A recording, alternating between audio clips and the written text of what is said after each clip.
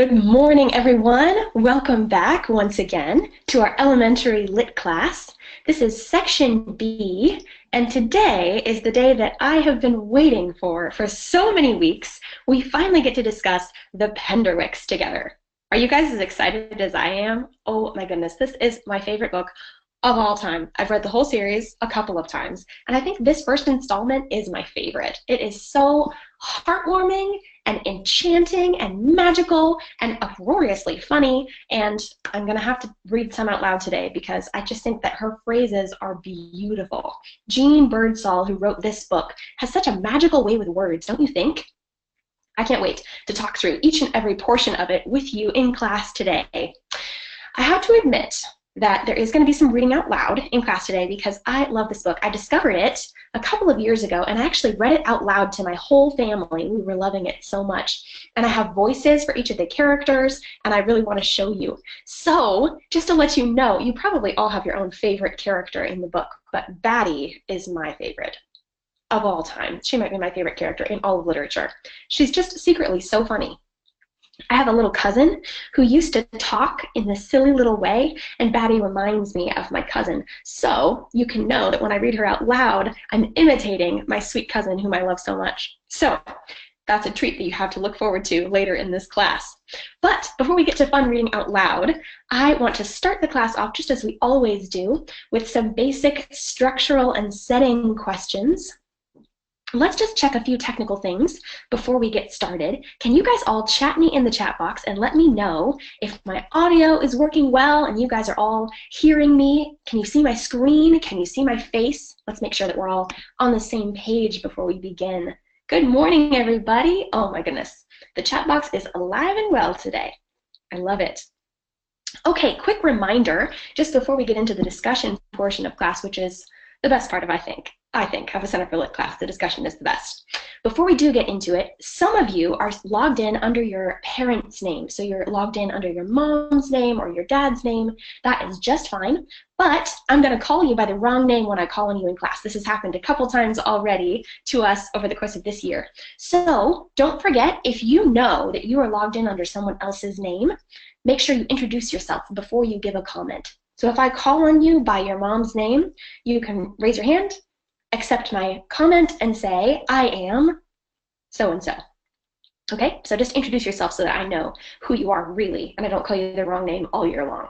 And I'm taking notes, as always, trying to remember who you are, but if you're logged in under the wrong name, sometimes I get it confused again. So I'll do my very best, but help me out where that's concerned, okay? All right, good. All right, let's start right in with some setting questions, shall we? Who can tell me, where does this story happen? Start with the most basic of all setting questions. Where does this story take place? Oh, so many hands. Who shall we call on? Okay, Abigail, let's start with you. Go ahead. Can you hear me? Mm-hmm. Sure It can. takes place in the car. Okay, so it starts in the car. And Where does it go from there? what? Where does it go from there? If it starts out in the car, they're on a car trip, right? Where do they end up? They end up by like this tomato stand where the hairy tomato guy is. I think that's where it Yes, is. absolutely. It sure does. You're absolutely right, Abigail. So it begins with a family trip, right? And we're all together in the car. The Penderwick family and all of us readers are kind of behind the scenes, right? We're in the car and we're going on vacation, right? It's a summertime kind of a book, which I thought it was fun to read in October because we're all remembering fondly those summertime days that we don't have anymore because now we're working on school, right? So we're going on summer vacation. And as Abigail said, it's a car trip, right? So it's not far than their home. And they stop by a tomato stand and meet a friend, Harry the Tomato Man, right? Where are they coming from? What state are we in? Are we in the United States? Clara, what do you think? Do you remember? They're in Cameron, Massachusetts. That's where they live. Good. Okay, so they're from Cameron, and where are they going? They're going to the Berkshire Mountains. I think that's still in Massachusetts. It's just not as close to them. Yes. Okay, so they're going to the Berkshire Mountains. They're taking a car trip, and they're going to a specific place, right? They're going to rent a cottage. Where is this cottage? Do you guys remember the name of the estate that this cottage that they're renting is on? Court, do you remember? It's in. Oop, I accidentally muted you. Sorry. Go ahead. Okay. It's in. The cottage is in Arundel, actually. Arundel. Okay, what is Arundel?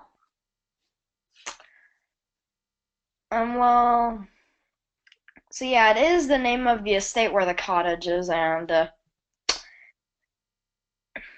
so it's like Good. the cottage is like a rent cottage, sort of. So it's like a little Absolutely. vacation place. And it's pretty big too. I mean, the cottage it's a full-on house. I mean, most people get to have their own room, right? So they go to rent this cottage on a great estate called Arundel. Or Arundel. I actually like that better. I have only ever read it, so I don't know how it's supposed to be pronounced, but I like Court's pronunciation better. Arundel is the name of this great estate, and they're going to rent a cottage on it. So imagine you've got this giant cottage with huge grounds on this estate, right? There's tons of fields and meadows to walk through and look through, and gardens, right? And there's a big green hedge dividing the property. So that there's the big mansion on one side and the little cottage that the Penderwicks are staying at on the other side. Okay, so we kind of have a picture of it in our minds. Let's fill that in our setting a little bit. Big hedge separates the great house, perhaps we should say mansion, from the little cottage. Good. Okay, so now we've got an idea of where the story takes place. Oops, I actually forgot to put that. Cameron, Massachusetts is the place that we are in. Okay, good. Now, let's shift our focus just a little bit. At what time of life does this story take place for our main characters? Are they grown-ups? Are they kids? How old do you think they are? Elia, what do you think? I think most of the main characters are kids. Okay, good. I think they are. The whole family of Penderwicks, aside from Daddy, they're all kids, right? How old do you think they are? They're like 12 to 4. Okay, 12 to 4. Yeah, it's like 4, 8, 10, 12, something like that. Okay, good. So they kind of range, right? You've got it's 4 characters, right? 4 sisters, Rosalind, Skye, Jane, and Batty. And they're all different ages, but Rosalind is 12.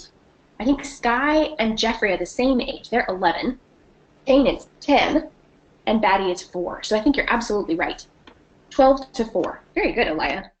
Great fact right off the top of your head. All right, let's fill that into our notes here. We've got Rosalind is the oldest, and she's 12. Skye and Jeffrey, we'll talk about Jeffrey here in a minute, but Skye and Jeffrey are the same age. They're 11. Jane is 10, and Batty is 4. Oh my gosh, Batty, I love Batty so much. I can't wait to read to you in Batty's voice. She's my favorite. Oh my gosh. Well, someone in our class used to live in Massachusetts. That's pretty awesome. Is this book, is it accurate? Is it an accurate picture of what living in Massachusetts looks like? Is the weather right? You can chat me in the chat box and tell me all about it. That's so fun. I've always wanted to go to Massachusetts, and this story makes Massachusetts look magical. Don't you all agree? Even those of you who aren't from Massachusetts. So fun. All right, good. A couple more questions, just sort of setting us in the story. Now we know how old the characters are, but what economic class are these characters from? Usually we ask that kind of question of a book set in the Middle Ages, right? That's when class is really a big deal. Do you guys know what class is? Sometimes, if you're examining society, you can see different levels of classes. There are, for example, it's easy to see in the medieval period. You've got kings at the very top, right? And nobles, who are rich people, right below them. And then you've got middle class or working people underneath them, and then the serfs That's in the Middle Ages, right? Serfs are like, they're almost like peasants or slaves, right? So they're like way at the bottom. So the idea of a feudal system or a medieval social strata like that has kind of dropped away. And this is more of a modern story, right? But there are still elements of class or social strata or separations between people, still elements of that present in this book in particular. So we've got two different classes going on here, right? At least in the mind of Mrs. Tifton. According to Mrs. Tifton, what class is Mrs. Tifton and what class are the Penderwicks? Can you guys tell me about that a little bit? Might be important to our conflict later on. Isabella, what do you think? And you are muted on your side. There you go. Mrs. Tifton is from the higher class of rich society and everything, and has maids and everything. The Penderwicks are a bit lower than her, but they do everything for themselves, and they rent out cottages, not live on huge estates. Very good, absolutely. So that's the main thing. That's the main giveaway right at the beginning. Mrs. Tifton is from a great family, right? And she's inherited land and she lives on an estate, right? And she considers herself to be very high class. They call her snooty Mrs. Tifton, right? She thinks very highly of herself. The Penderwicks are normal, average people, right? They're working class, they're middle class, and they rent on her estate. They don't have land themselves, but they come from, you know, suburbia in Cameron, Massachusetts. They live in a neighborhood, and they are relatable characters. They're sympathetic characters in a way that maybe Mrs. Tifton is not, right? Okay, this idea of class is going to become very important in our story for today. At least in the mind of Mrs. Tifton, it's very important what class you come from. It's almost as if your family name defines you, right? And if you have a sir before your name or a lady before your name, then you must be a higher caliber of person than if you don't. Keep in mind, as we discuss the rest of this story, there's a moment in which Sir Barnabas, or Sir Barnaby, I can't remember his name, comes to judge the garden contest that Mrs. Tifton is participating in. She doesn't even know this guy, but she will move heaven and earth to impress him, right? And we start to think that if the Penderwicks had a family name like that, she might have more respect for them. She might treat them better than she does in this book. But they don't, and she despises them, right?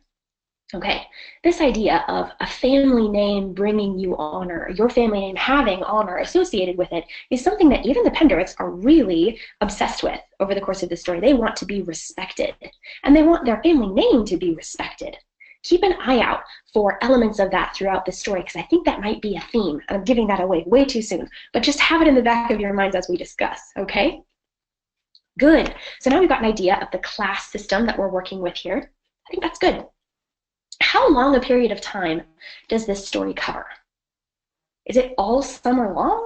How long are we hanging out with the Penderwicks in this story? Ivy, what do you think? Wait, what? Mama! Sorry, I didn't mean to have my hand up. Oh, that's okay.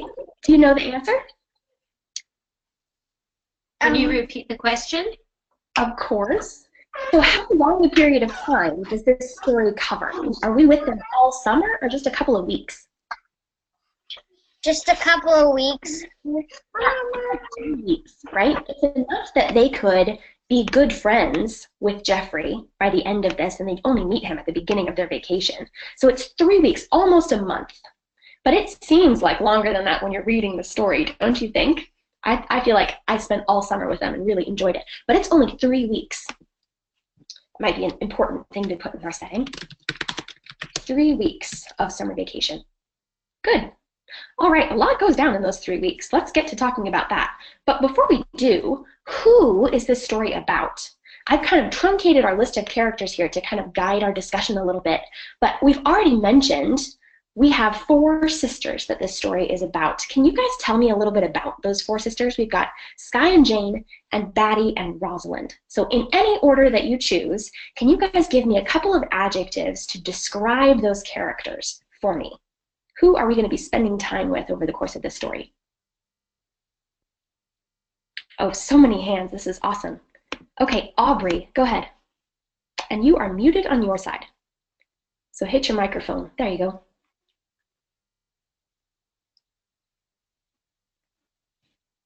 All right, are you there, Aubrey? You are unmuted, so you should be good to go. I'm having trouble hearing you. You want to check your audio on your side and then put your hand back up again when you've checked it? Or if you don't want to go through all that trouble, you can chat me in the chat box and I'll read your chat out loud, okay?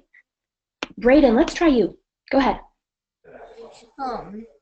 Fatty is very shy.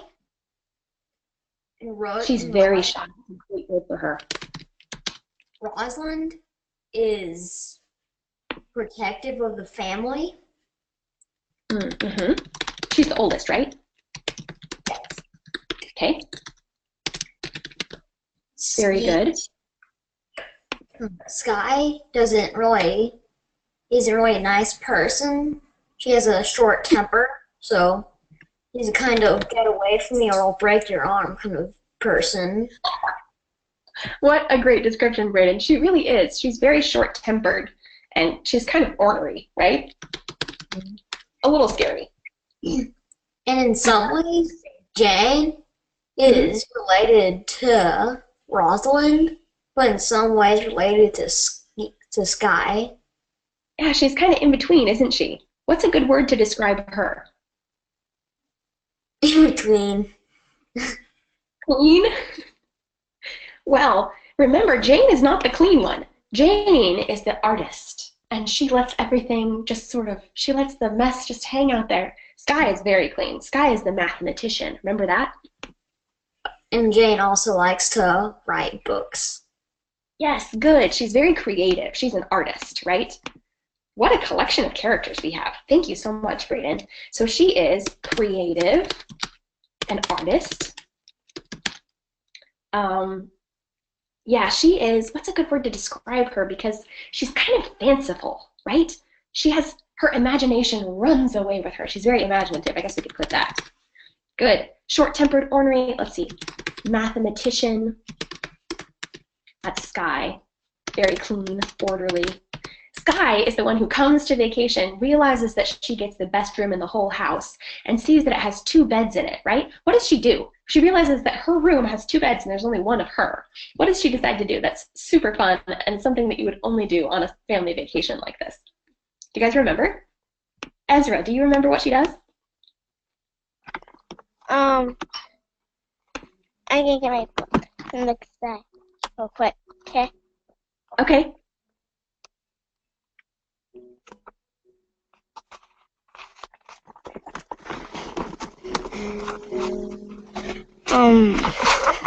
I think she decides to go into her closet and she thinks there's a secret passage. Good. Yes, so that's what Batty does when she goes on family vacation. She sees that her room is connected to Rosalind's room with a closet, right? And they can go between each other's closets, and it's like a secret passageway.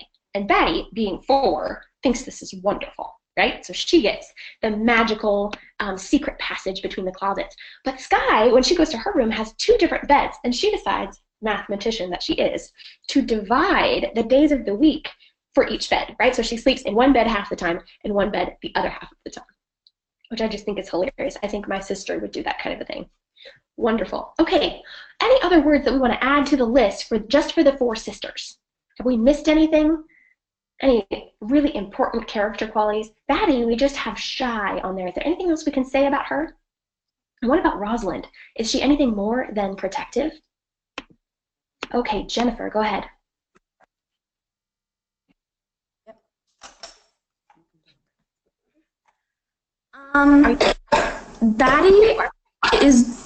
Batty loves Hound, and Who's Hound? Hound is their dog. I love that. Isn't that so great? I actually read this book and named my dog Hound, so I have a dog named Hound. Wonderful. She loves Hound. She's the best buddies. She even has a picture of Hound on her bedside table, right? She just loves them. They're best friends. Good. All How about one more word to describe Rosalind? She's protective of the family. That's probably the most important thing about her. But in this story, what main character quality comes out for her? She's 12, right? What kind of a personality does she have? Smart. She's very smart, isn't she? She is trying to learn Latin like her father. Yeah. I think she is in this book too. She's trying to learn Latin in the next book to understand her father. Yeah, very good. She and her father are pretty close, aren't they? Let me ask you a question. Do the Penderwicks have a mother? No, they don't have a mother. They don't. What happened to their mother? Their mother died of cancer after Batty was born. Yeah, so there's no Penderwick mother in this story. Does Rosalind kind of take up the mantle of being the mom figure in the story? Does she kind of mother her sisters? She kind of does. And sometimes her sisters don't really like it. Yeah, which is understandable, right? She isn't their mother, she's their older sister, and she gets a little bossy sometimes. But that might explain why she's so close with her dad, right? He sees her trying to take on responsibility for the rest of the family and help him take care of the younger sisters. They're close. They have a unique. That's good. Way to go noticing that. That's pretty subtle. Good. So Rosalind is motherly and protective and smart. I like it. All right, this has given us a bit of a picture of what kind of characters these are. We even have some hints as to things that they might be hung up on later in the story. We've got Skye is short-tempered, right? Her temper might get the best of her in this story, put her in tight positions, which it does, right? Jane is imaginative to a fault, right? Sometimes she is disconnected from reality in a way that's not quite healthy, and she needs to be brought back to earth to deal with things. Batty is so shy that sometimes she needs to have courage to stand up for herself and for her family, and she's scared to talk to people, so that might not happen, right? We can see some conflicts coming. Rosalind is, I'm not sure what Rosalind's inherent conflict might be. She's protective, and so she feels for the rest of the family as they're going through everything and takes it on herself, takes on too much responsibility, even as she's trying to come of age and grow up in ways that she hasn't yet too, right? Good. All right, one more character who's not necessarily antagonistic in the story might be another protagonist, in fact, someone that we're rooting for in the story, Jeffrey. Can somebody give me, really quick, a couple of adjectives for Jeffrey? Madeline, how about you? And you are muted on your side. I have one more thing to say about Batty. Okay. She really likes stuffed animals. And then also for Skye. And then Skye, her father, he says that she reminds him of his wife because she looks so like her mother. Yeah. And sometimes she loves her a little bit more than the other sisters. Maybe. He doesn't really have favorites, but he says that they're all his favorite, right? That's pretty special. So Skye is the only one who looks like her mother did. She's got blue sky, blue eyes. That's what Jane says. That's how you can tell Skye from the rest of them, because they all have brown hair and brown eyes, and Skye has blonde hair and blue eyes like their mother, right? Good. Okay, but Jeffrey, let's stay focused here. Give me a couple adjectives for Jeffrey. Stephen, can you do that for me? Well, he's very melancholic. Okay. Okay. He's melancholy. What else? What else can you tell me about him? Well, he's not, his family is upper class, but he himself is more middle class. Okay, what do you mean by that? He's not snooty. He's not exactly melancholic. Yeah, he's not snooty. He's not snooty at all. Is he eager to be friends with the Penderwicks? Does he think that they're lower than him? No. No, Definitely he doesn't. not. He loves them immediately, right? Yes. Well, maybe not immediately, but he's pretty forgiving. I forgot about that. Actually, immediately, Sky really kind of offends him. What happens immediately? She runs into him, and then she doesn't realize that Miss Tiffon is his mother. So, yes, exactly. Oh, run away! Snooty Mrs. Tifton is coming! And he's like, excuse me, I need to go meet my mother. And she's like, you have no idea. Yeah, very good. Excellent. So, I think Stephen pointed out one of the most important things about Jeffrey. Though he is melancholy in nature and he's an artist himself, he's a musician, right? Oh, there we go. He's a musician and an artist, but he is not stuck up and snooty like his mom. He doesn't think more highly of himself than he should. He's humble, right? Humble, friendly.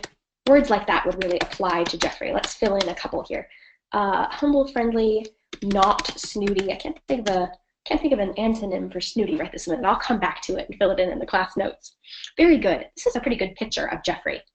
Now, we've got an idea of the protagonists in the story. And just for the sake of time, I'm just going to tell you, we're going to think of the Penderwicks as one protagonist, which is a little bit off the beaten path of the way that we usually do things here at Center for Lit.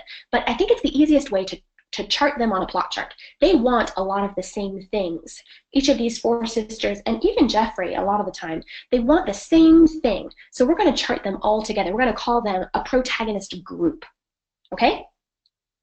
So I hope that you guys understand what I mean by that. You can chat me in the chat box if you don't, if that's confusing to you. But I think that's just the easiest way to approach it for today.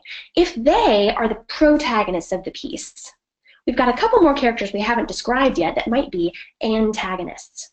But before we go to them and start describing their character qualities, I actually want to skip down to the plot chart and fill in a couple of the things that these characters we've just talked about, our protagonist figures, might want in the story.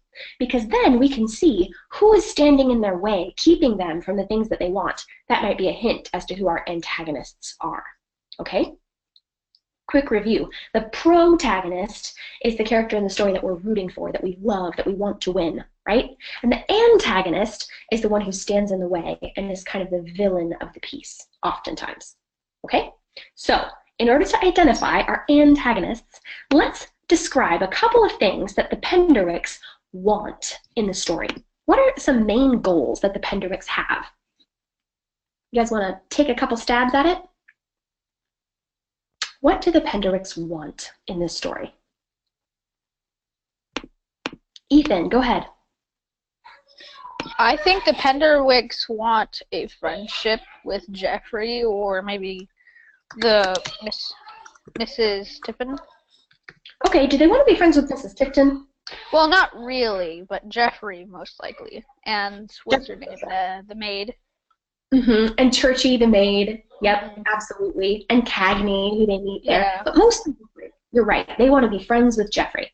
Okay, is that all they want? They want to be friends with him. Do they care about how he's doing, his happiness?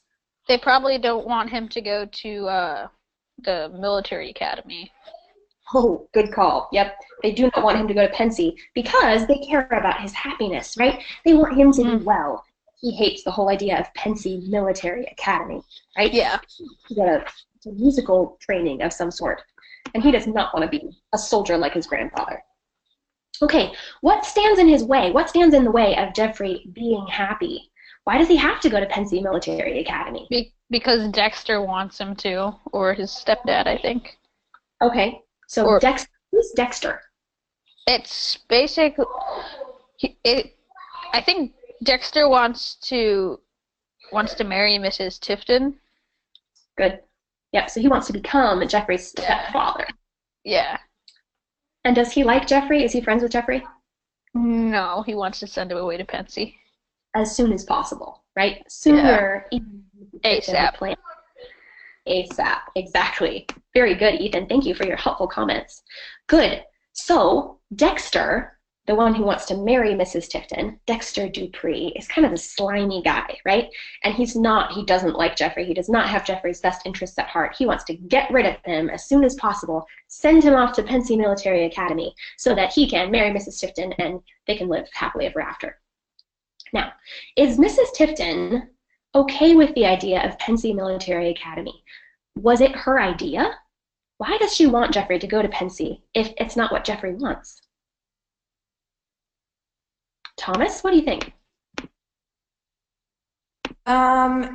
Because it's what his grandfather did, and okay, Miss Tifton thinks he'll be not exactly happy, but that's the one thing, she doesn't really listen to him, and that's one of the things in Rising Accent that we have to conquer, kind of, I guess. Yeah. I don't know, I'm sorry. No, that's perfect. That was exactly what we needed. So Mrs. Tifton it was her idea to send him to Pensy, and she doesn't really understand that Jeffrey doesn't want to go because, you're absolutely right, Thomas, she doesn't listen to Jeffrey, right? She thinks she knows what's best for him, and he has a really hard time communicating with her about what he really does want. She is so worried about making things right for him that she doesn't listen to him very well. And that might be something that we need to overcome in this story. If the Penderwicks really want Jeffrey to be happy, then there are some things that are subheadings there, right?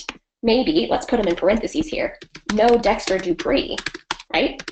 He hates Dexter Dupree and doesn't want him to be part of his family. No Dexter Dupree, no Pensy Military Academy, and more importantly, just like Thomas said, they need for his mother to listen to him. That's really the key to his happiness, is if he could communicate with his mom, everything would be okay, right? Need Mrs. Tifton to listen. So all these things are wrapped up in that first thing that the Penderwicks want. It's kind of a confusing thing to want, right? Lots of things. Mostly to make Jeffrey happy and to be good friends to him. Now, couple of hints there in our subheadings. Who is standing in the way of Jeffrey being happy? Are there specific characters who are standing in the way? I think you guys know. There's a hint in there. You probably know this. Dominic, what do you think? Dexter is standing in Jeffrey's way? Absolutely. Dexter certainly is. And is Mrs. Tifton too? Yes, she is. Yeah, just because she won't listen, right? So yeah. This is man versus man conflict, isn't it? It's the Penderwicks, Jeffrey versus Dexter and Mrs. Tifton. Pretty direct conflict. Good. Okay, awesome. Is this the only thing that the Penderwicks want in the story? It's kind of overarching. It's a big thing that they want. It covers most of the story. Is there anything else we could say that they want throughout the story? What do you guys think? Let's call on somebody I haven't called on yet. Some of you I haven't called on yet, but you haven't raised your hand yet either. And I feel like putting you on the spot a little tiny bit. Does that fill you with fear and trepidation? I hope not. Let's see. I don't think I've called on you yet, Joshua. What do you think? Are there other things the Penderwicks want? I think they want to have fun. Okay, yeah, they want to have a good summer vacation. They want to have fun. What's standing in their way there? Mrs. Tifton, because she won't let them go in their garden. Her garden. She doesn't like them very much, does she? No. Does she respect them as a family? Not really. Does this bother them? Yeah. It does, doesn't it? It's kind of a preoccupation of theirs, actually, that she doesn't respect them. Does she respect their father? No. How do you know? Well, I can't remember where in the book, but she says some bad things about him. Like, can't remember the exact wording. Yeah, you're absolutely right. She does. She says bad things about their family and about their father and his parenting style. And she says that they don't have class, right? She actually says that at one point in the book, although I can't remember where either. She says they're low class and she doesn't want her son associating with them. And this really bothers them, doesn't it? In fact, let me find that place because I think it's really important to the way that they think throughout the story. Oh, I found it. Ha, I marked it. Okay, it's page 118 in my book. I don't know if that's the same in your book too. But they are thinking, after Jeffrey's birthday party, which we're going to talk about in a little bit, Mrs. Tifton and Dexter are dancing on the veranda, and they're overhearing their conversation, which is a huge no-no in the Penderwicks family. I don't know if you guys were taught this, but I certainly was growing up, that eavesdropping is not a good thing to do. You shouldn't do it, right? It's rude to listen to other people's conversations, and if you do, you'll probably hear something bad about yourself, right? And the Penderwicks have been taught this, so they feel bad for listening in, but they're stuck. And here's what they hear. She says, "He is much too young for girlfriends, Jeffrey. And when the time comes, he'll pick a girl from a background similar to his own. Not like those Penderwick girls, who are a little vulgar, don't you think? Definitely not in our class." Okay, what does she mean? Definitely not in our class. What's she saying about the Penderwicks there? Saying that they're kind of not rich enough and just not good enough. Yeah, for exactly. Jeffrey. Not good enough for Jeffrey. Low class. Very good. So that is an offensive thing to hear about yourself, right? Rosalind thinks about it on the next page. She's horrified and offended. And this is what she says. Listen closely to the wording. She says, "It's hard to know which of us was most uncomfortable. Jeffrey appeared to be the worst. He was purple with embarrassment. But the Penderwick family pride had been greatly wounded. Skye looked ready for battle, and Rosalind was furiously scolding herself. She knew that hearing bad things about yourself is one of the punishments for eavesdropping. Her father had taught her that a long time ago. Her wonderful father. How he would despise what that woman had just said. Class is as class does, he would say, but probably in Latin."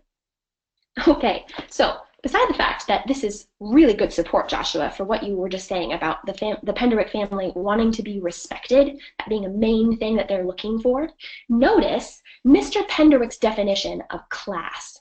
He says, "Class is as class does." What in the world does that mean? If Mrs. Tifton thinks class is social standing, how much money you have, what your family name is, what is Mr. Penderwick saying class is? Does he define it the same way? Class is as class does. What does that mean? Do you guys understand that? Clara, your hand is up. Do you mean for it to be? Does it sort of mean like it depends on how people define it themselves? Like, is that sort of what he's saying? Sort of, yeah. How could they define it themselves? Probably by their actions, right? Class is as class does. You demonstrate what kind of a person you are by the way that you act towards other people. Does that make sense? That might be kind of what Mr. Penderwick is talking about. Yeah, that makes sense. Yeah, that class is as class does. You demonstrate your breeding, good behavior, with the way that you treat other people, your heart attitude towards other people, and the way that you consider them. That might be what Mr. Penderwick is saying, that more important than your name and your title and your lands that you may have, your attitude towards other people and the way that you treat them places you in a class, right? Gives your name honor. Okay, let's keep talking about this as the story goes on, because I think this is a main thing that the Penderwicks want. I think Joshua was right. The Penderwicks want to be respected, to have their name, their family name, honored and respected. They want to maintain their family honor. And, as we just mentioned, Mrs. Tifton is the main person who won't be swayed, who won't respect their family. Okay, so to be respected, to maintain their family honor. And that might be a man versus man right at the outset, right? Penderwicks versus Mrs. Tifton. But let me ask you, before we dive into the rest of the plot chart here, is this just a man versus man? Or do the Penderwicks themselves struggle to earn respect for their family name? If class is as class does, how do the Penderwicks behave over the course of this story? Do they ever do anything to threaten the honor with which people see them? To threaten the respect for their family? Do they ever do anything that might not be completely gentlemanly or ladylike and throw shadow on their name? What do you think? Katie Rose, your hand was up for just a minute and now it's down again. What do you think? And you need to hit your microphone.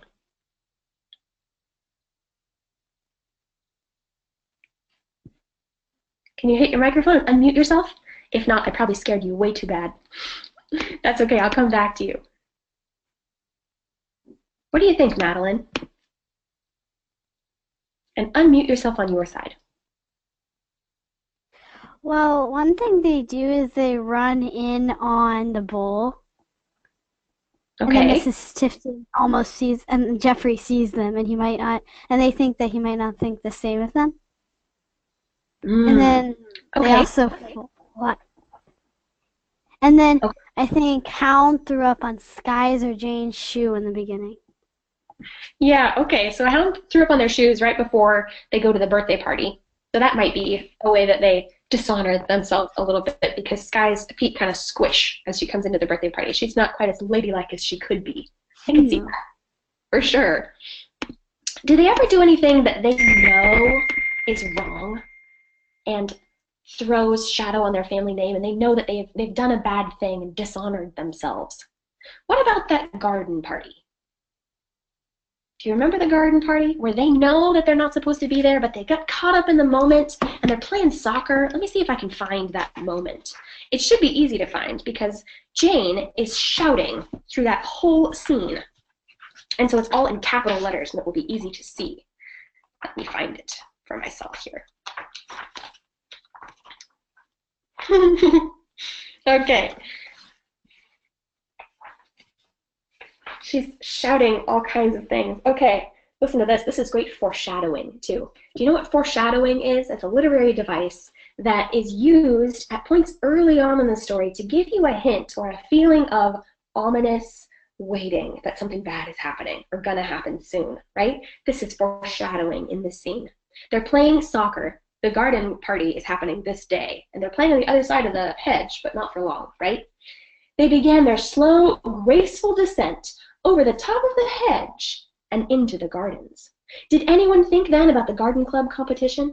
Did anyone hesitate, vaguely remembering what they'd been told over and over, stay out of the gardens that day? No, no one thought, or hesitated, not for an instant.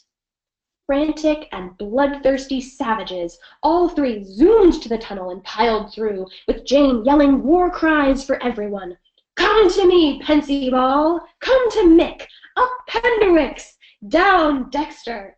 And once through, when they still had a chance to save themselves, did anyone listen for the approaching murmur of voices? Did anyone notice the glimpses of color moving along behind the rose arbor? Did anyone do anything sensible at all? Again, no.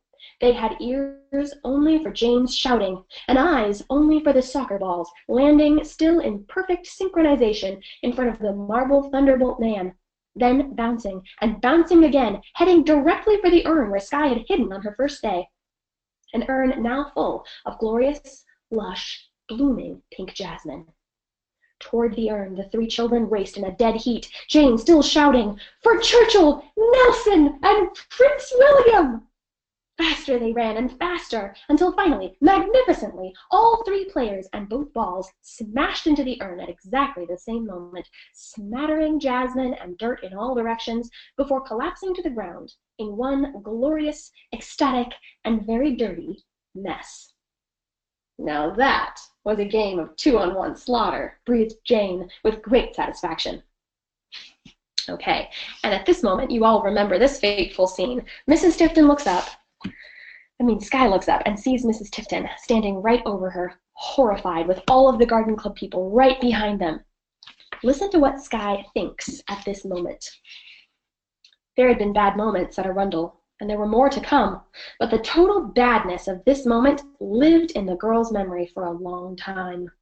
They and Jeffrey untangled themselves and struggled to their feet, feeling like they were about to face a firing squad, one that had every right to shoot them.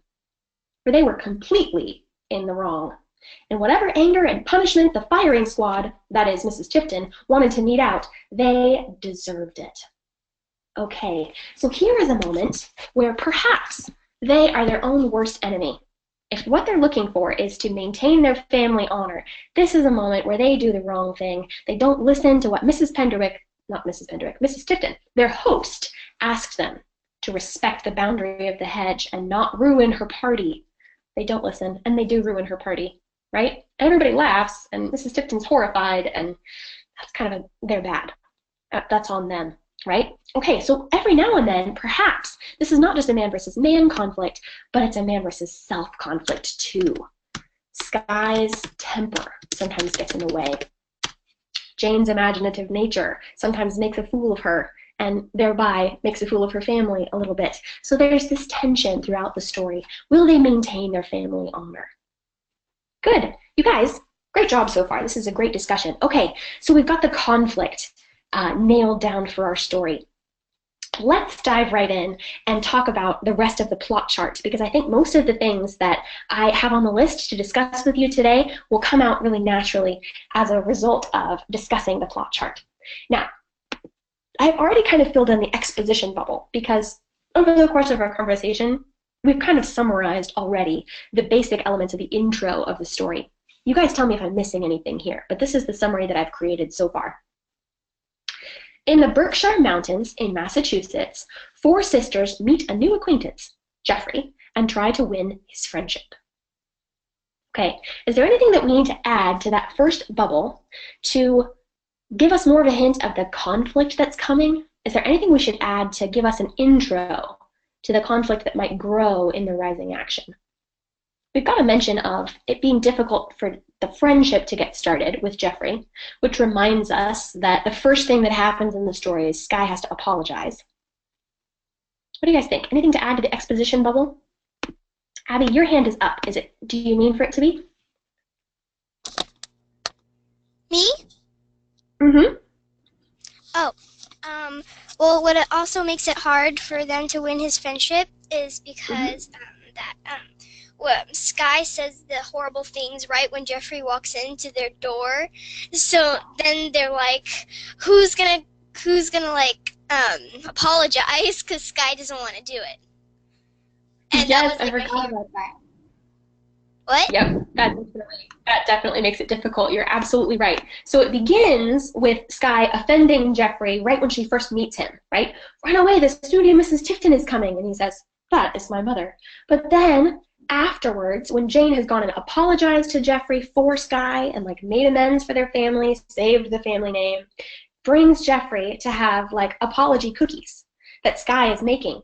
But Sky burns the cookies, and she's having a horrible moment, and she is yelling at Rosalind, right, with the smoke of the burned cookies in the kitchen. She says, we're only making these for this stupid boy, right?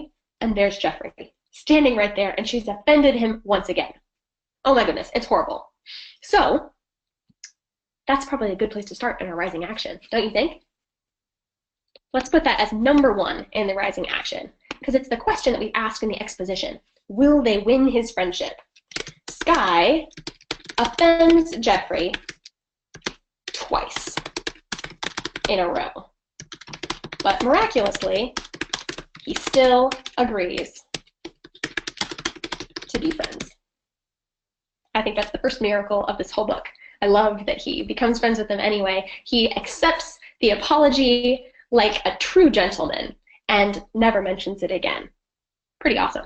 Okay, let's start thinking, with these conflicts in the back of our mind, will they be friends with Jeffrey? Will they help make Jeffrey happy?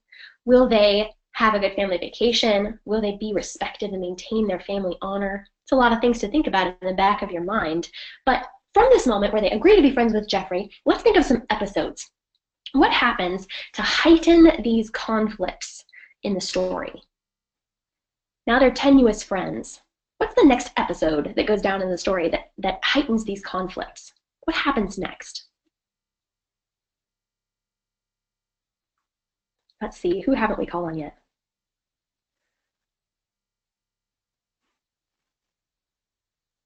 Dominic, what do you think? I don't think I've called on you yet today. Maybe when he saves Betty from the bull? Yes, absolutely. How does that progress our conflict? What effect does that have on the friendship? Well, he's become part of like their family, sort of, like, since he's saved one of their lives, of Betty's life. Very good. And is there evidence that he's drawn into the family? He's a Penderwick, an honorary Penderwick now. Is there something that only Penderwicks do that Jeffrey gets to join? They do some sort of thing. I forget what it's called. It's almost like yeah, I don't know what to call it either. It's almost like a ritual when they have a meeting, a secret meeting. They say the same thing over and over again. What do they say? Is it called MOPS? Is that what it was? You're so right. Yep, they call it MOPS, Meeting of Penderwicks Sisters, MOPS, right? And they invite him to join their meetings. And what is the motto of this group? What do they say at the beginning of each meeting of the MOPS group? They promise not to say anything about this meeting to anyone. Yeah, unless someone might do something that's truly bad or dangerous, right? Which I think is kind of a great thing to add at the end, just in case. And then they end by saying the same thing over and over again. This I swear by the Penderwick family honor, right? Yeah. They kind of invite Jeffrey in to the Penderwick family honor and kind of adopt him into the Penderwick family, which is wonderful. Let's definitely put that in the rising action. They invite Jeffrey in to the Penderwick family and the MOPS meeting. Very good. Okay, good. So now that he's been invited into their family, what does Jeffrey invite them to next? Clara, do you remember? He invites them to his birthday party. Okay, and how does that go? At first it's good because Churchy lets them borrow dresses from Mrs. Tifton's attic because they don't have the right clothes to wear and they want to make a good impression. And then after they're there for a little while, they start talking about things and they get a little bit, Sky and Jane get a little out of hand, and then Rosalind's trying to stop them from saying things, and then Mrs. Tifton starts getting annoyed and stuff. Okay, so things are tenuous in terms of maintaining their family honor during this dinner party, right? Sometimes they're a little out of control, and Mrs. Tifton is clearly not impressed by them, but they're holding it together. And then they realize that Mrs. Tifton is going to send Jeffrey to Pensy, and the threat of Pensy Academy is kind of filling the room. And so they get out of there, right?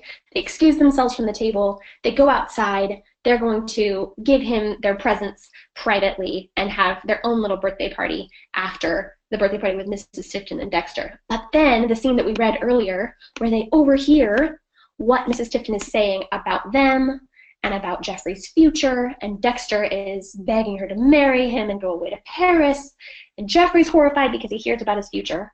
That's just going to be horrible, according to him, right? The Penderwicks are horrified because their family name has been slandered and there's nothing they can do about it, right?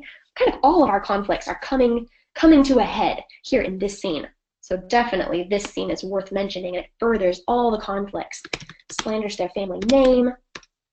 This is a bad moment. Okay, with that fresh in their minds, the garden party scene happens after that. So imagine, now our conflict's really building. Now there's proof behind Mrs. Tifton's words about how they are undisciplined and unruly and not respectable because they behave badly in this scene and they know it.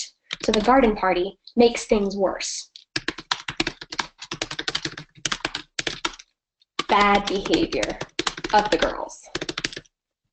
Okay, now there's one more scene wherein there's some bad behavior, but I don't think Sky agrees that her behavior is truly bad in this scene. I think she thinks it's necessary. There's a rainy day that happens after the garden party. What happens on this rainy day? Jeffrey and Sky and Batty all have an adventure together. Can someone remind me of what that adventure is?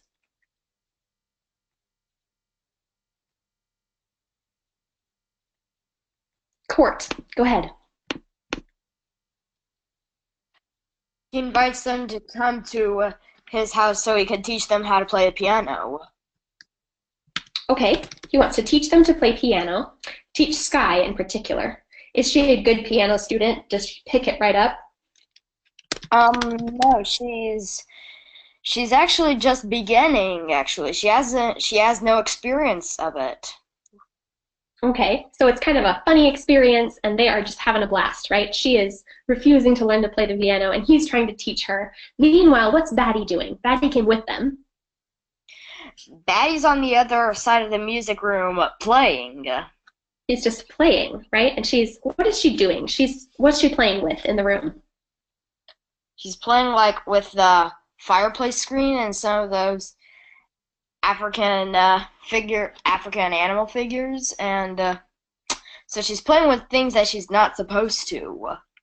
Yeah, okay. So she's playing with things that she's not supposed to, but she's not hurting them. She's not breaking them, right? She just built herself a little fort, and she's playing with these little African figures, and they're having a good time on a rainy day. But what happens? Why is this such an issue? Because Mrs. Tipton and Dexter come back early from Vermont because they got a flat tire, and Mrs. Tipton hears them, so they get in trouble when Mrs. Tipton goes down there and finds them out. Yeah. And what does she do? I mean, she yells at them, right? And she tells Sky and Batty to go away because they're not fit company for her son. And what does Sky do? She breaks that rule that we talked about earlier once again. She wants to make sure that Jeffrey's okay, so she doesn't leave, does she? What does she do instead? She spies. She spies on Mrs. Tipton. She spies on Mrs. Tipton to make sure that Mrs. Tipton doesn't get Jeffrey in trouble. And what does she overhear? She overhears yet another bad thing about her family, doesn't she? Do you remember that scene? Let me look for it. One moment. Okay. I'm going to look for it too. So we can all, if you guys all have your books, let's all look for it together. It's kind of an important scene we don't want to skip over.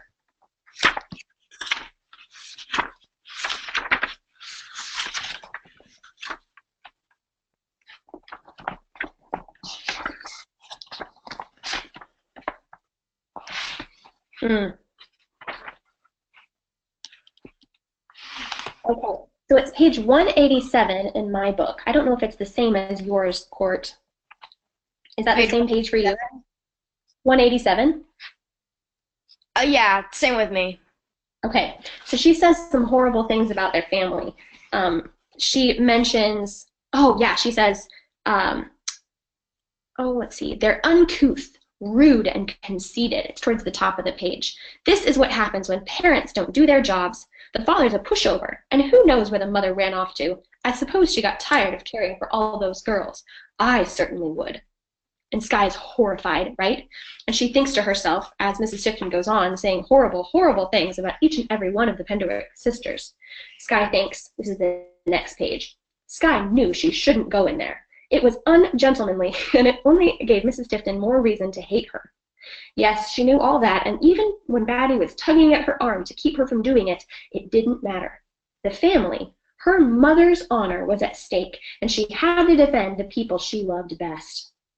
She took a deep breath, girded herself for battle, and threw open the door and charged across the room toward Mrs. Tipton. Okay, and at this moment, Sky completely loses her mind, right? She yells at Mrs. Tipton, and she defends her family honor, but she knows that it's probably temper and she shouldn't do this, and she was wrong to listen at the door anyway. But it's kind of a confusing moment, right? You kind of want Sky to charge across the room and defend her family, even though it's rude to yell at a grown-up like Sky is doing in this scene right here. Right? Does this scene, let me ask you, Court, and thank you so much for your patience and your comments. Does this scene help matters with Mrs. Tipton respecting the Penderwick family? That's what Sky wants to do. She wants to defend her family. But does this make Mrs. Tipton respect her family more? No, not really. Oh, how does Mrs. Tipton see Sky now that Sky has yelled at her? She sees her like, in Miss Tipton's opinion, she feels like that Sky is rude and like orderly, like she normally is to all of her other sisters. Yeah, she's got an even worse opinion of Sky now. And the only thing that really shifts Mrs. Tipton's opinion about their family is that Sky tells her what she hasn't heard before, which is the Penderwick family doesn't have a mother because their mother passed away. And so it's horrible that Mrs. Tipton has been slandering her name. So that really does hit Mrs. Tipton hard. Mrs. Tipton is a mother, and she does love Jeffrey, and so she realizes she's overstepped a little bit right there. But again, Sky has not put her family in a good position in that scene. And Rosalind, thank you, Court, so much. Rosalind actually thinks these things later on in the story, too. She says, when Sky has told her all about losing her temper at Mrs. Tifton, she says, Penderwicks didn't lose their tempers at adults, especially after they'd promised to behave well to those very same adults. But the idea of Mrs. Tifton saying terrible things sent a chill down her back. She had to ask, what terrible things? Okay, so this is a tricky moment. Do you defend your family honor, or do you let your family honor speak for itself and maintain that behavior that makes you honorable, right? You have it in your mind that as a Penderwick, the Penderwicks are supposed to respect their elders, right? Respect those people, whether they deserve respect or not. Respect the people who are older than themselves, who are hosting them in their homes, right? There's a quality of behavior that's necessary for a Penderwick because Daddy told them to behave a certain way, right? The Penderwicks, their family name stands for something, stands for a certain kind of behavior that Sky is not necessarily upholding in this scene by charging out there and defending it, right? Maybe having self-control would have defended it better. But we'll leave that question for a later time. Mostly what it does for a conflict is this doesn't resolve anything, does it? Sky wants to resolve something by charging out there, but really it just makes the conflict worse. Makes Miss Tifton think even less of them. And now they're not allowed to see Jeffrey. What happens to Jeffrey right after this scene? Does this outburst make things easier for Jeffrey? Or does it speed up the process of all the things he's afraid for? Brayden, do you remember? I didn't mean to have my hand up. Oh, that's okay. No problem. What do you guys think? Does this outburst help Jeffrey, or does it speed up the process towards sending him off to Pensy Military Academy? What happens to Jeffrey the very next day?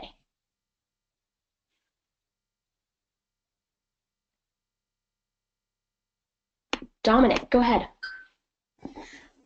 It speeds up his process going to the military school.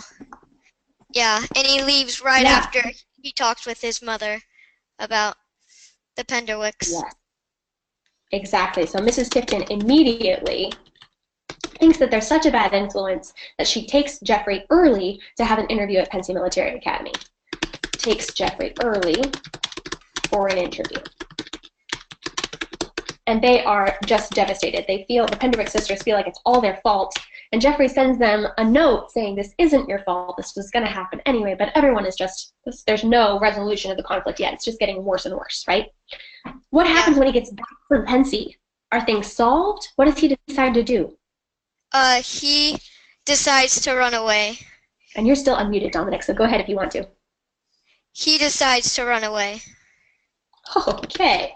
Things are getting worse and worse. Jeffrey decides to run away. And he comes to the Penderwicks to tell them this, right? That he's tried and tried to communicate with his mom and she won't listen, and so he's just going to run away, try to find his father in Boston.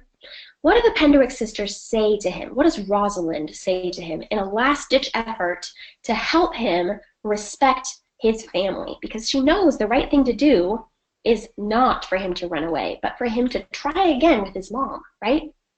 What does she say to him? Do you remember? No, I can't remember it off the top of my head.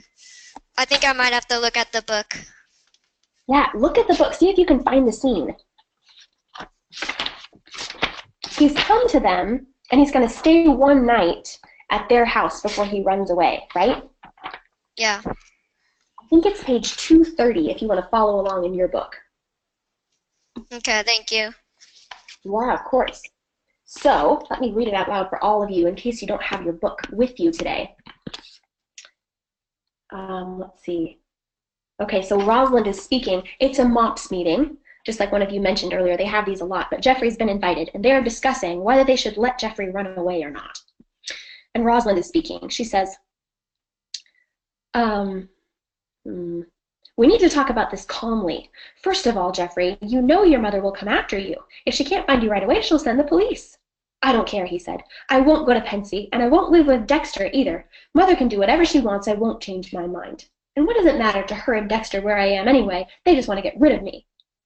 I don't know what the laws are, but "This isn't about laws, Rosie," said Jane. "This is about heart and truth and adventure." "And sticking up for yourself," said Skye. "I see all that, and I know Geoffrey's mother isn't very good at listening." Skye tried to interrupt, but Rosalind silenced her with a stern look. "But Geoffrey, she does want what's best for you, even if she doesn't make known what that is. If there's some way to make her understand how you feel about Pensy—" "I've tried to make her understand," Geoffrey cried out like he was in pain. "I've tried and tried and tried." "I know you have," and Rosalind did know. She knew he'd tried as much as anyone could expect him to. "I've got to go, Rosalind, don't you see?" Against her better judgment, Rosalind told the truth. "Yes, I do see." Okay, so she does the best she can to uphold what she has learned from her father, which is that parents want what's best for their kids. They love their kids. Even if they don't know what's best for them, they are trying to do the right thing. So Rosalind, though it looks like Mrs. Tipton is an antagonist in the story, a bad guy who's just bad through and through, Rosalind believes what her father has told her, which is that this parent is not a monster, right? This parent loves her child and should be given an opportunity to hear what her child really needs. So the Penderwicks aren't trying to stand in the way of Geoffrey's parents, right? They are supporting that family. Geoffrey has a different family and it needs to be supported, but they just want to help him understand his mother and for his mother to understand him. It's a tricky situation to be in as friends, don't you think? How should the Penderwicks react as friends who want to support their friend, help him attain some happiness in his life, but they don't want to overstep? They're not his family, and Mrs. Tipton is, right? Okay, so this is a very tricky moment, made trickier by what happens next. Here's Geoffrey. He's staying the night at their house. They know he's going to run away in the morning, and they've decided to help him. But who comes to the cottage the very next morning looking for her son? That kind of gave it away a little bit. You all should know the answer now. Ezra? Who comes?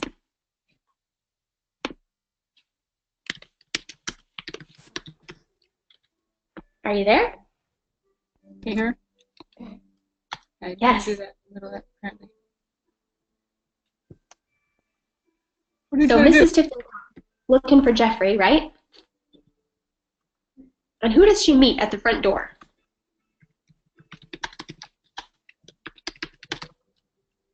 It's okay. Just keep Do you know, Ezra? Keep going, you know. No, it's good.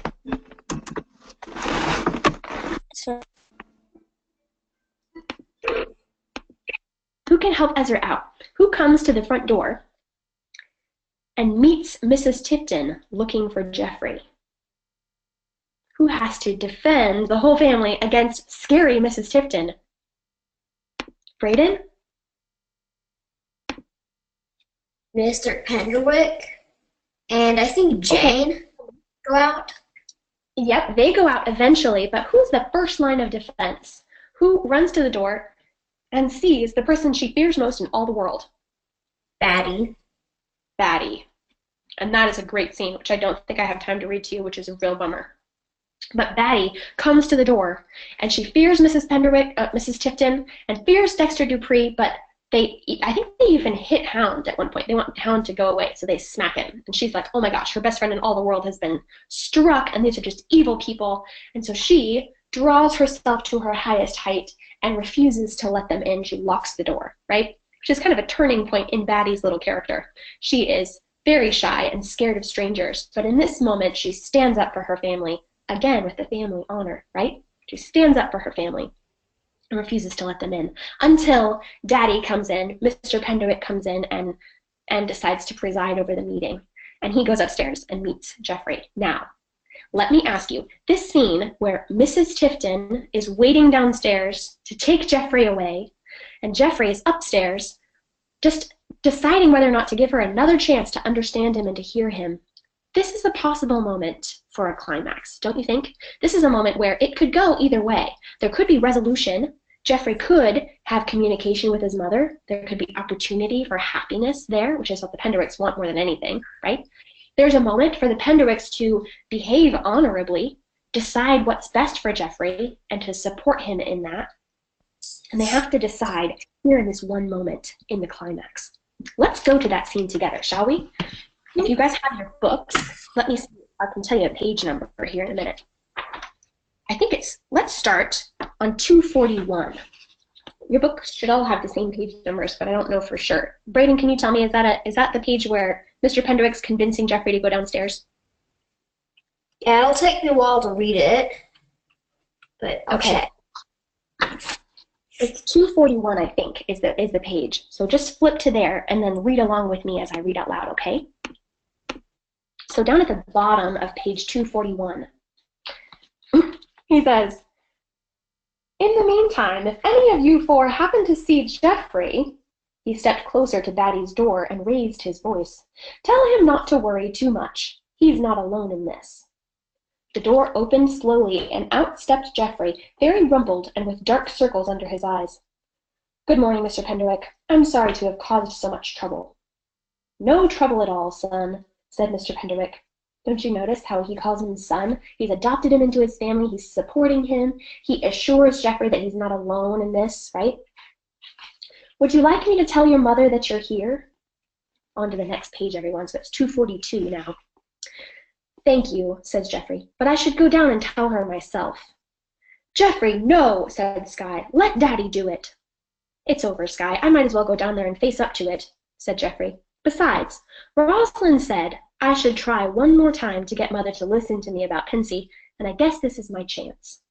Okay, so notice that attempt that Rosalind made to stand by what she believed, what the Penderwick family believes about the importance of a family, the importance of a love for a mother for her child. That is undergirding Jeffrey, giving him support as he decides to do the right thing and go face his mother, right? Give her another chance to explain and understand him. Listen to how it goes. Oh, I love this scene. I'm kind of trumpeting it across the room, but this is a climactic moment of the story, I think. So he says, "I'm going to go down and give her another chance." "You weren't wrong," said Mr. Penderwick. "Jeffrey, would you like me to go with you?" "Yes, sir." Jeffrey squared his shoulders. "Please." "We all will," said Rosalind. "Maybe just Jane." It killed Sky to say this. She's the only one that Mrs. Tipton doesn't completely despise. "But Jeffrey, the rest of us will be up here if you need anyone to beat anyone else up." "Just kidding, Daddy." "Ha," he said, not without humor, then stepped back so that Jeffrey could lead.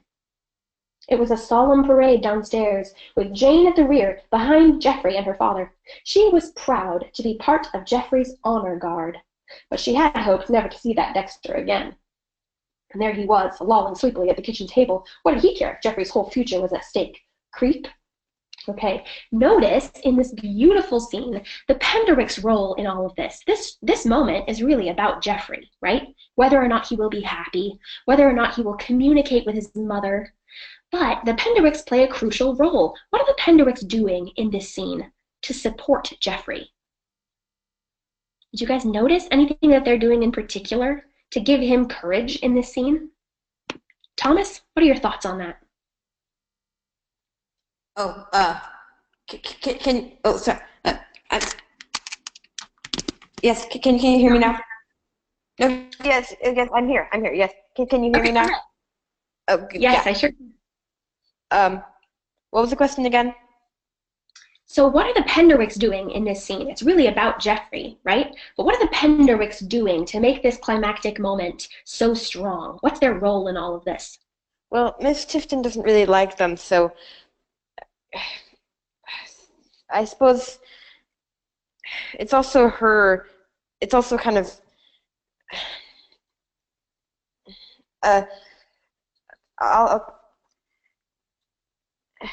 Notice, this will help you. Look down at the conflict at the bottom of the plot chart.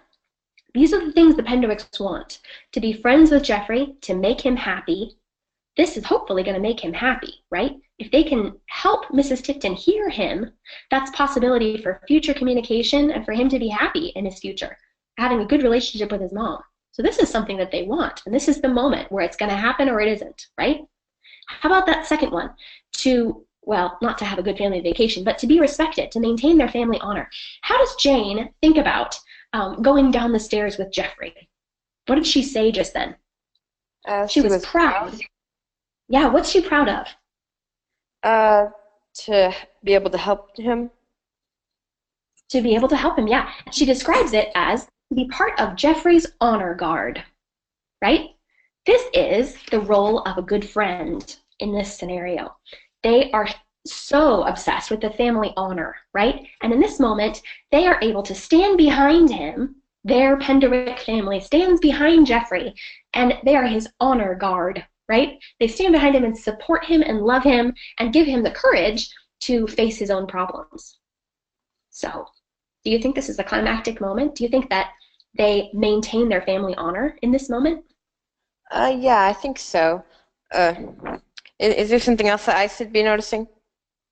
No, I think that's the main thing, really, that there's a family honor guard standing behind Jeffrey.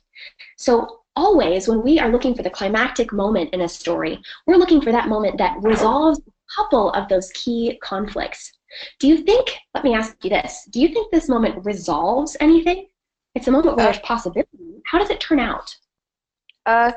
It turns out well, and there's a certain part of the book, just give me a second. Yeah, of course.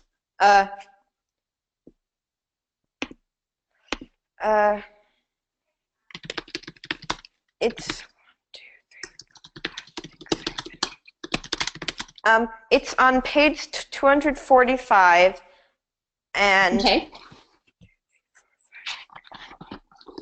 I think it starts 7 or 8 lines down. Perfect.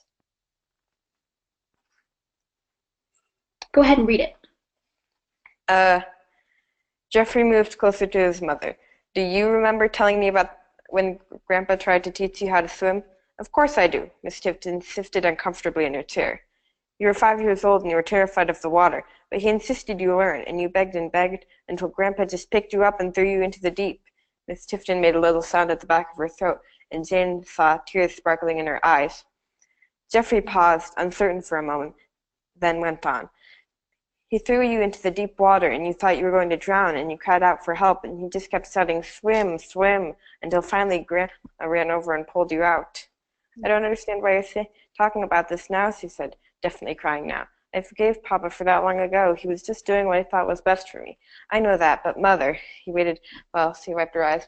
You still don't know how to swim, do you? Oh, Jeffrey, I'm so. She looked wildly around the room. Dexter, I need to go home. Take me home.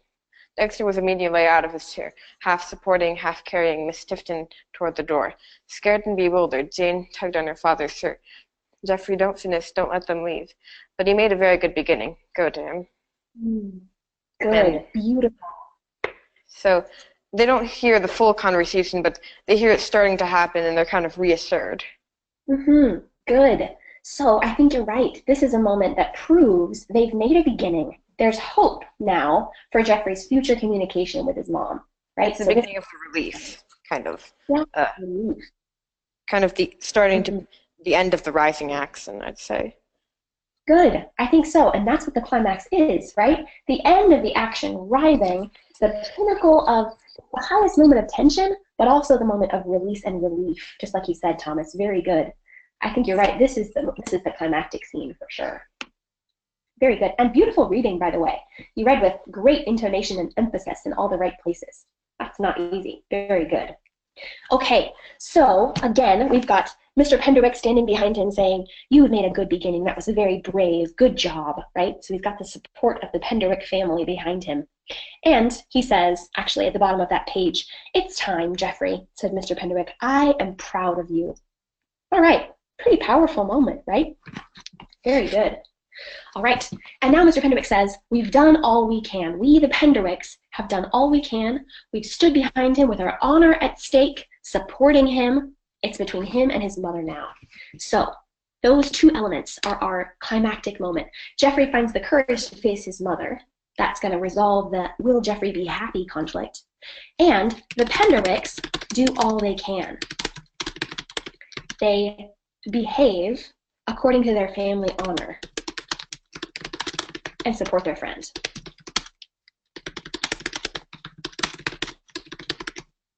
Good. Now, Really quick, because we've only got 10 minutes left of class. Oh my goodness, you guys, there's too many fun things to talk about. What happens after this? In the denouement, we see how everything turns out according to the climactic moment. How do things unravel? That's what the denouement means. It's the unraveling of the story. So how do things unravel in this story? Jeffrey and his mother go away, right, to continue having this conversation. And the Penderwicks don't get to go with. They don't get to hear how it goes. But isn't their vacation coming to an end? When does their vacation end in relation to this particular scene? Aubrey, any thoughts? Don't forget to unmute yourself.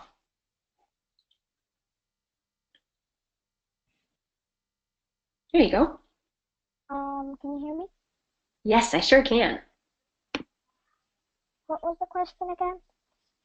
So what happens in the denouement? What happens after this scene where Jeffrey talks to his mother at last? Isn't it like they have 3 more days until they leave? Yeah, so the end of their vacation is coming. Why is that a bad thing? Because they might not know what's going to happen to Jeffrey. Yep. They might not see him. They might not get to hear the end of the story that they were so invested in. That would worry me too. They have to leave in 3 days. Okay, so they say all their goodbyes to everybody else, right? They say goodbye to, who do they say goodbye to? Can you remember who they say goodbye to? The Tomato Man, Harry, they say bye to Churchy. Good. And Cagney, right? The guy with the rabbits. The bunnies. His bunnies, yep. Yaz and Carla. Good. But no Jeffrey yet, right? Mm-hmm. And they actually get all the way into the car, and they're driving. They are in the car and driving away, and they still haven't seen Jeffrey. Oh my goodness, this is just the worst. It's the worst way to end a family vacation, with no goodbyes to their most significant friend. But in the last pages of the book, does he come? Did they get to say goodbye to him, Aubrey? Do you remember? Yeah. Mm-hmm. He came running along, and then they stopped the car. Good. And what is the outcome of this whole situation? How does it turn out with Pensy Military Academy? He tells them all about it, right? Mm-hmm. How does it turn out? His mother finally said he doesn't have to go, and he might be able to be a musician. Good. Wonderful. His mother won't force him to go to Pensy. Will let him pursue music. Perfect. So there's been some communication, right? His mother has heard him. Good outcome. Everyone is rejoicing wildly, right? And then listen to this last scene. This is the most beautiful ending of a summer vacation. And I would wish that if I had a summer vacation like this, it would end like this. Let's read it together. It's page 261. It's the very last couple of pages of the book. So I'll read it to you. It's glorious. And also I can show you my baddie voice because I haven't actually had a chance to use it yet. Okay, so they're in the car. Jeffrey's given them the good news and they're ready to drive away, right? Okay, everybody, let's go, said Mr. Penderwick. Goodbye, Jeffrey. Congratulations again and the very best of luck. That's page 260. Goodbye, goodbye, said everyone. And off they went again down the long driveway. Well, off they went for about 20 yards anyway, because by then Batty was pleading with her father to stop the car just one last time, that she had something to do. What is it, Batty? Said Rosalind. Something very important. Please stop, Daddy. It won't take long. So Mr. Penderwick stopped and Jane let Batty out her side. Everyone hung out their windows to watch Batty run back toward the cottage, calling to Jeffrey. He walked forward to meet her.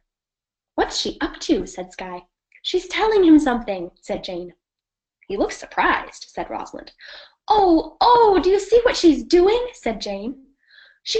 I can't believe this. She's taking off her wings and giving them to Jeffrey. He's putting them on, said Jane. My wise little Batty, said Mr. Penderwick. Maxima, it's a lot of Latin. I don't know how to pronounce Latin. We'll skip right over that. With that, there was nothing left to say. They all sat in silence while Batty trotted back, climbed in over Jane, and settled in her seat. Now we can go, said Batty. But, Batty, your wings, said Rosalind. I told Jeffrey you could borrow them. What did he say? Said Skye. He said thank you. Nothing else? Yes, he said goodbye for now. That's nice, said Jane. I like that. Hound, say goodbye for now, said Batty. Woof, said Hound, and then they were gone. Isn't that just a magical ending to that story? Goodbye for now. I love it. And it's the promise that the Penderwicks will be back. And it's true. There's a series. They will be back. If you guys loved this book as much as I did, there are 3 more. I think there are 3 more books in the series. And each of them, they're just each better than the last. So you should read them for sure. Notice in this last scene, Batty gives up the thing that's most important to her, extends herself to Geoffrey, and overcomes her shyness also, but mostly she gives of herself. She loves on Geoffrey and gives him her butterfly wings, and her dad's response is, wise little Batty. So there's something about Batty's last action in this story that kind of summarizes everything that the Penderwicks have done over the course of this story. And this is something I'm just going to tell you because I'm not sure I could draw your attention to it any other way. The Penderwicks give themselves to Geoffrey, right? They draw him into their family, they open their arms and their hearts to him and give him everything that they have and make him feel right at home. He's an honorary Penderwick. Don't you think that's so wonderful and open-hearted and honorable? They have quite a family to draw people into. So, though I have completely tipped my hand, don't you think that there's a lot of theme going on in this story? What do you guys think? What shall we put in the theme bubble here in the last couple of minutes of class? What belongs? What big ideas has Jean Birdsall been talking about through this whole story? Katie Rose, go ahead. And you are muted on your side. So don't forget to hit your microphone before you start talking.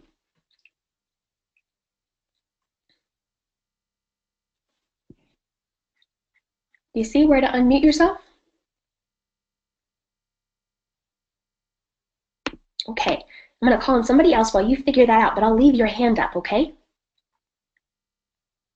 Okay, Jennifer, go ahead. Any themes? And unmute yourself on your side.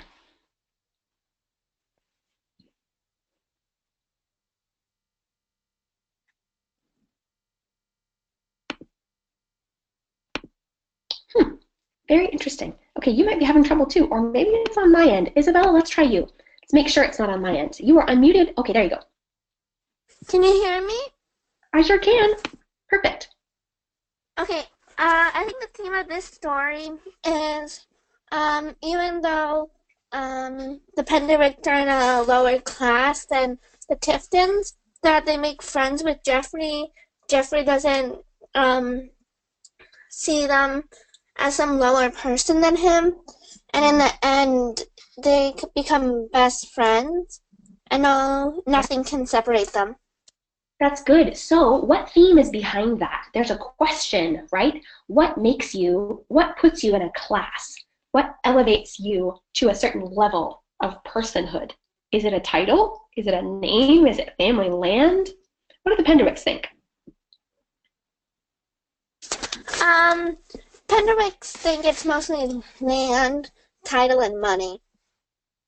Okay, that's what Mrs. Tipton thinks, right? That class just has to do with how much money you have and what a big estate you have. But the Penderwicks think that they have class as well. And they don't have those other things. What do they have? They have their sisters, their friendship with Geoffrey, their friendship with their other sisters, and their closeness with their dad. Good. So, Mr. Penderwick is kind of their rock, and he defines this for them, right? They are rich in other ways. They are rich in their family and in their friends and in their virtues and principles, right? And in the principles that guide their behavior. Class is as class does. That's what he says to them. Class is as class does. So the Penderwicks are proud of their class. They are rich in other ways. Very good. And we come to agree with them by the end of the story, right? They behave in a way that is admirable and respectable, even though they don't have a family estate, right?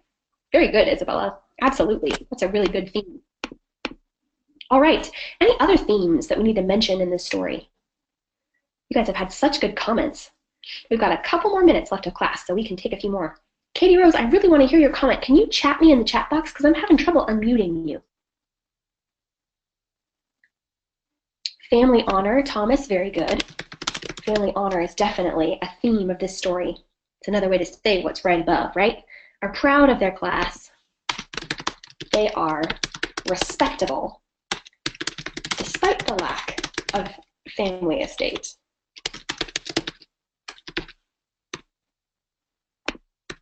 Good. Okay, here we go, Katie Rose. Loyalty, very good, I like that.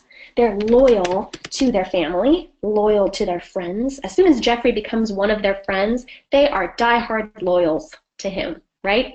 Very good, absolutely. Importance of loyalty. In friendship, right? Friendship is a good theme in this story. What makes a good friend in this story? Are the Penderwicks good friends? What do you think, Stephen? You wrote friendship in the chat box. What makes a good friend, according to Jean Birdsall in this book? Not somebody who has a lot of money or land, but somebody who's caring and forgiving, and somebody who's loyal and supportive, right? Yeah. Think about this, just as it related to friendship. The Penderwicks are Jeffrey's chosen friends. Who does Mrs. Tifton want Jeffrey to be friends with? people who are in his class. Yeah. Is there an example? Is there one kid in particular that she always tries to make and hang out with? Oh, yeah. Let me just find it real quick. Yeah.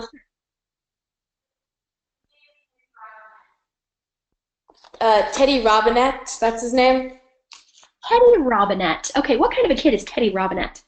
He's a bully, apparently, and he's not very nice at all. But he's good, so his mom wants him to be friends, but he really doesn't want to be. Beautiful. Absolutely. So there's a contrast there that we could go into more if we had more time. The comparison between a friend who's appropriate in Mrs. Tifton's mind, a friend of class, and the Penderwicks, who truly are good examples of friendship in the story.